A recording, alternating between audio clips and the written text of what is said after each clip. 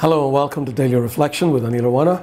Today is the 4th of September 2020. We're going to reflect on Luke 5:33 to 39. Listen. Then they said to Jesus, John's disciples, like the disciples of the Pharisees, frequently fast and pray, but your disciples eat and drink. Jesus said to them, you cannot make wedding guests fast while the bridegroom is with them, can you? The days will come when the bridegroom will be taken away from them, and then they will fast in those days. He also told them a parable. No one tears a piece from a new garment and sews it on an old garment. Otherwise, the new will be torn, and the piece from the new will not match the old. And no one puts new wine into old wineskins. Otherwise, the new wine will burst the skins and will be spilled, and the skins will be destroyed. But new wine must be put into fresh wineskins. And no one, after drinking old wine, desires new wine, but says the old is good. The Gospel of the Lord.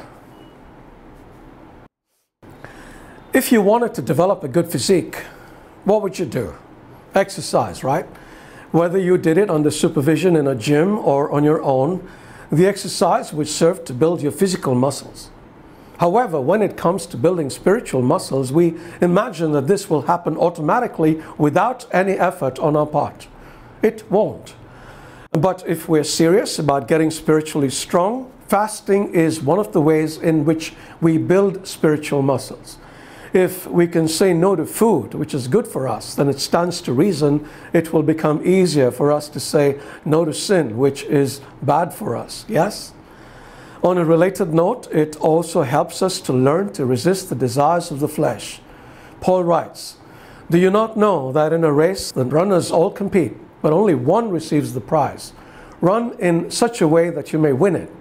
So I do not run aimlessly, nor do I box as the beating the air, but I punish my body and enslave it, so after proclaiming to others, I myself should not be disqualified. Fasting is a way of getting our bodies to listen to us rather than us listen to our bodies. Fasting also helps in spiritual warfare. There was an occasion when the apostles tried to deliver a boy who was possessed by a demon but failed. Jesus, of course, delivered the boy with a single command.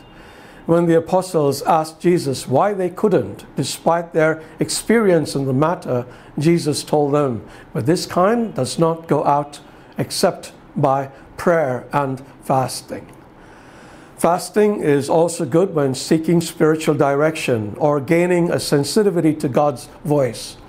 Anna from the New Testament is somebody who regularly fasted and prayed and was able to hear God speak to her clearly when the baby Jesus was brought into the temple.